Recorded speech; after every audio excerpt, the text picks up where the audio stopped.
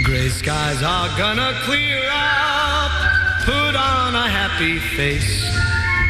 Good advice. This morning on Today at Work, laughter. Every office has its resident jokester. What? But studies show more of us want to have fun while we work, and that just might be a good thing for business. Joining us now are Adrian Gostick and Scott Christopher, authors of The Levity Effect, Why It Pays to Lighten Up. Yeah, Harvard Business Review found that the vast majority of executives that are seen to have, among their peers and their employees, a shred of a sense of humor are the ones that last there longer, they climb the corporate ladder quicker, as you mentioned, they make more money, which is awfully alluring. We were on the Today Show. We kind of launched the book on the Today Show a month or two ago.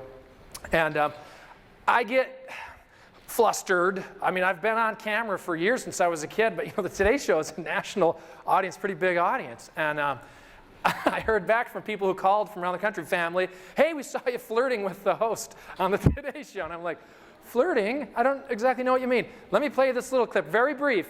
You tell me if this feels at all flirtatious. I just cannot. You guys are HR people. If anyone will know, the litmus test, it's you guys. The fact of the matter is most people aren't necessarily born with a, you know, your kind of sense of humor, very acute. Yeah. And you're cute as well. You think I'm cute? You are. You're cute. Sure, you're cute. Anyway, again. See, I'm not sure. You tell me. I don't know. How we doing at work? 25% of us are driven to tears by stress. 1/4 of us weeping, sobbing, right? Yeah, hiding in the stall. And then come out, get freshened up, whatever. I'm good, I'm fine. 50% say work is a place of verbal abuse and yelling. When are we going to learn that that type of behavior needs to stay at home, right? We did some research for the book with Ipsos, and one of the things we found is the correlation between a boss's sense of humor and a person's desire to actually stay at the organization. Now, 90 to 77%, those who rated their boss's sense of humor from 1 to 6, 77% said they plan to stick around another year, which is still fairly high.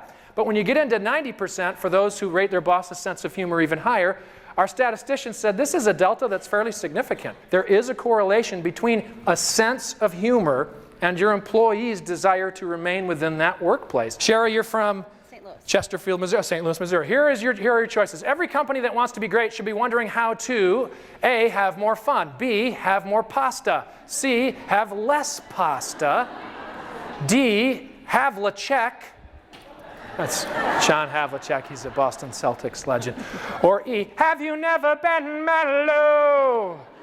Have you, I'm not done singing, never try. Just kidding. What are you going to go with there, Sherry? Okay. You could use a lifeline from the audience if you had to. You could ask the people, they could dial in and they... That's my Meredith Vieira impersonation. Isn't that good? Yeah, it's some good stuff there. What do you think? A. She's going to go A. What do you think, folks? Yeah, pretty stupid, right? Congratulations, Sherry. Nice work. It is. Every company that wants to be great should be wondering how to have more fun. This is the chair of the Great Place to Work Institute. She's the top cheese at GPTW. If anyone should laugh, it's this woman dressed in Coke cans. Pop tops. How does the fashion industry survive? They take themselves so seriously walking down that runway. Golly. They do. They want to rip your head off. The guest satisfaction scores from a national percentile ranking was in the first percentile. 1th, right? I don't know what, the 1%, the first percentile, yeah. You know, we all know percentiles from our kids. Well, he's in the 30th percentile for weight, but the 100th percentile for height. What did you give birth to, a Q-tip, for heaven's sakes? But we all kind of know what that means, right? The first percentile for customer satisfaction. This basically meant that the patients would prefer having their food served to them by a farm animal more than an actual human being. Who is that? Mary Poppins. That is correct. It is Mary Poppins. Played by Julie Andrews. That's right.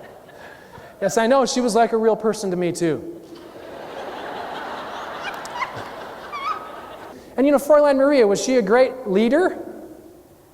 You better believe it. She had those 12 Austrian kids wearing, like, lederhosen made out of curtains. Friedrich, who's already questioning who he is, 17, going on manhood, is singing in Lederhosen, do a dear, ya ya da da. You find me a leader that can take people to those heights. About 80%, 63, that's 80, that's 94% at least think some fun is okay. The vast majority, of course, like an even balance. But that's 94% versus 6% who simply responded, no, no, serious all the time.